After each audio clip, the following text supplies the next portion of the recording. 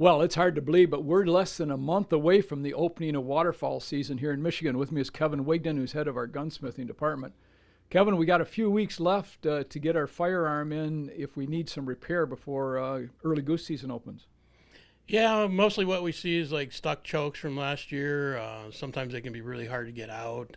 Well, you mentioned choke tubes. That's pretty important in waterfowl hunting. Yeah, there's quite a selection of choke tubes available now. You can get specialty chokes that, they're labeled duck, decoy, goose. We carry them here, but yeah, there's a lot of good selections out there now. The shotgun itself, any particular issues or problems you see with folks coming in? Again, mainly rust or, sometimes we see bulged barrels from rust or wads getting caught and just malfunctioning guns from being dirty. Let's talk a little bit about shot selection because obviously that can be important with your firearm also. Yeah, shot selection, obviously you have to use either steel or tungsten now that's available. Mm-hmm. Tungsten's a little bit heavier. A lot of people like that better because do they pattern different? It's not so much the patterning, it's just it carries out farther. A lot of guys and gals that are waterfowl hunting forget that you need a plug in your shotgun. Tell us a little bit about that. Yeah, that happens quite often probably. Make sure you get the right plug for your gun, or if you're just making one that should be able to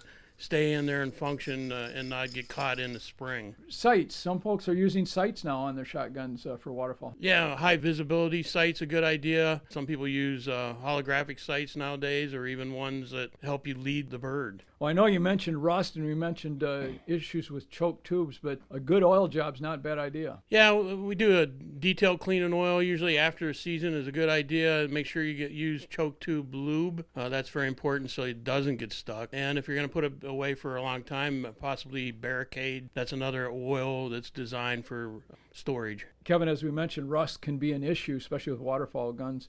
Any particular thing we can do to help prevent that next time? Especially if you have an older gun, we can finish it with Cerakote or Duracoat. Cerakote's probably the best and most rust inhibitive finish we can put on your gun. Well, again, waterfowl hunting's right around the corner. Make sure that your firearm's ready. For ABC 12 News, I'm Tom Wright from Williams Gun Sight Company. Back again next week.